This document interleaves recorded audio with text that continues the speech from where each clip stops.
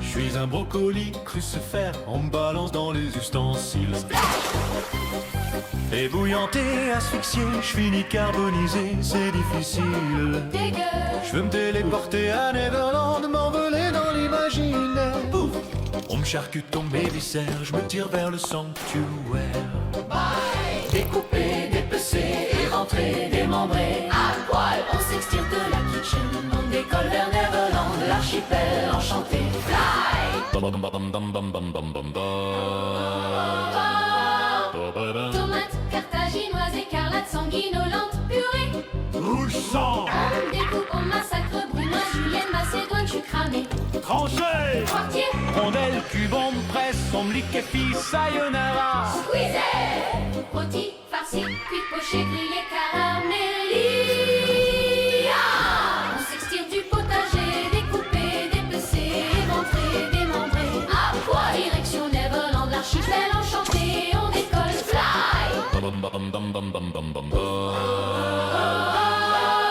Radis, rose, fuchsia, je m'envole vers l'île qui n'existe pas, territoire imaginaire. Sexy, Où les racines deviennent sirènes, on dit triton légendaire.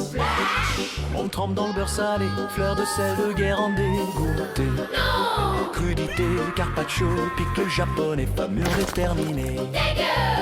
Carottes, courgettes, aubergines, poireaux, navets, rutabaga. Debout, levez-vous. Révolution potagère, insurrection végétale. On s'envole vers Neverland, chefs étoilés, adios. Sayonara, Plus de ratatouille, juste des rêves, des mentir terminés. yatta, Les légumes ont pris le power, sirop de fraise, pépère. magic.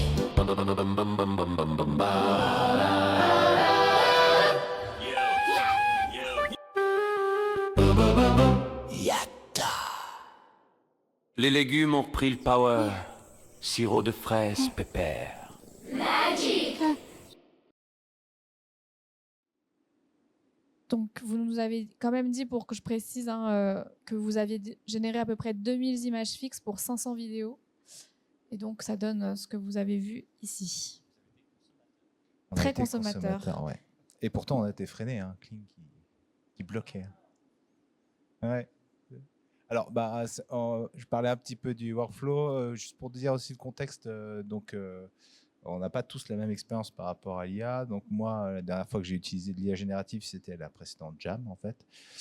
Donc, je dois avoir à peu près 4 jours d'expérience d'IA générative. Par contre, les deux autres en ont un peu plus.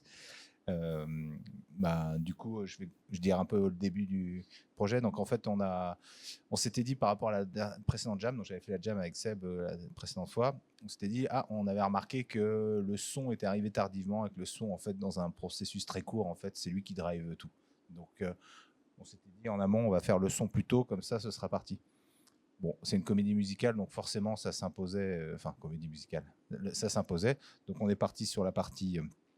D'abord sur la partie scénaristique, on avait un projet qui était pas du tout ce que vous voyez là. C'était plus une introspection avec une personne qui était pas bien dans sa peau, qui voyait un voyant, on voyait par des cartes à l'intérieur et on allait voir après ces moments passés. Et elle se rendait compte que la vie était belle et qu'il fallait revenir et voilà, laisse tomber. C'était trop compliqué.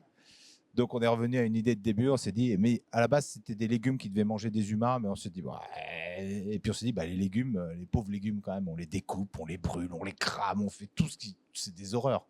Donc, on s'est dit, tiens, on va faire un truc où les légumes, ils disent qu'ils en ont marre. Et donc, ça, c'était hier à 18h. Donc, on a enlevé tout ce qu'on avait fait et tout ça. On a laissé tomber. Et puis, on est parti là-dessus.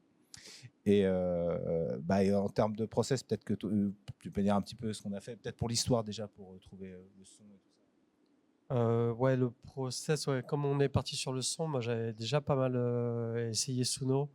Donc, j'avais quelques pistes de prompt. Et après, en mélangeant ChatGPT, en récupérant des lyrics à droite à gauche, j'ai un peu tweaké le truc pour que ça soit un peu plus original que ce que proposait ChatGPT de base. Et donc, j'ai passé pas mal de temps sur le son, en fait. Et après, comment on a composé les choses? Ouais, le son, quand on fait un film, on peut d'abord anticiper l'image, écrire, et puis après, nous, en fait, on a beaucoup découvert les plans qu'on allait faire en fonction de la chanson. Donc après la chanson, on a fait une grosse base avec un LLM, et après, en fait, on a modifié le script pour inclure des blagues, inclure voilà, un peu plus de violence, parce que l'IA, elle est soft. En fait, c'est tout le sens du projet. On n'a pas été forcément trop en danger, on va dire, techniquement, on n'a pas pris trop de risques. Mais un des trucs qui est vraiment compliqué à faire avec les IA, c'est tout ce qui est violent, donc découper des personnages, les faire manger. Enfin, là, des légumes qui cannibalisaient des humains, c'était pas possible, ça marche pas. Mais par contre, quand c'est des légumes, bah, on peut leur faire tout ce qu'on veut. Et là, c'est un truc assez abusé, c'est que je pense qu'on a fait entre 300 et 500 générations de vidéos et plus de 2000 images. Et je pense que sur l'intégralité de ça, malgré le fait qu'on promptait énormément de violence, on a dû même pas avoir 2% de modération. Vous savez, des fois, Midjourney ou Kling va vous dire non, je peux pas animer ça, c'est pas possible. Et là, c'était des légumes, donc c'était bon. Ouais, le mot sexy, voilà, des trucs un peu comme ça, c'était plus. Donc voilà. Un autre truc qui était extrêmement compliqué aussi, c'est que là, au niveau du montage, du coup, on a un peu triché avec plein de plans qui s'enchaînent très vite. On n'a pas vraiment réussi à faire du lip sync en simultané de la cascade. Donc, par exemple, soit on avait la cascade, soit on avait le lip sync, mais on n'arrivait pas à avoir les deux en même temps. Donc c'est un truc qui, après, bon voilà, on participe au fait qu'on a 2 jours, ça passe vite. Mais voilà, les outils, je pense qu'ils sont à un stade où on peut quand même visuellement faire des choses qui sont intéressantes, peut-être pas encore pour le grand écran et tout, mais globalement, la manière dont on s'y prend avec un workflow, si vraiment on respecte des étapes claires, on écrit bien son film, on fait bien ses storyboards, on fait des style transferts, on fait tout ça, on peut quand même commencer à aboutir à des choses qui sont, qui sont proches d'un certain rendu, quoi, qui pourrait être publiable. Oui, c'est pour rebondir là-dessus, c'est plus au niveau du workflow aussi. Justement, quand on a décidé de switcher sur cet autre projet, en fait, avec là, c'est Midjourney qui avait été utilisé. Avec, tu as créé comment ça s'appelle, un mood board. Donc, on a mis 4 ou 5 images qui nous plaisaient bien dans l'esthétique et tout. Et sur cette base, on a généré plein de visuels. Et en fait, pour pouvoir les retravailler, on a plus utilisé dans Créa Nano Banana, qui était quand même. Moi, j'étais assez bluffé par cet outil-là. Pour supprimer des éléments, pour les remplacer, pour les replacer, les coloriser ou ces choses-là. Et après, du coup, on prenait ça et on générait du Kling.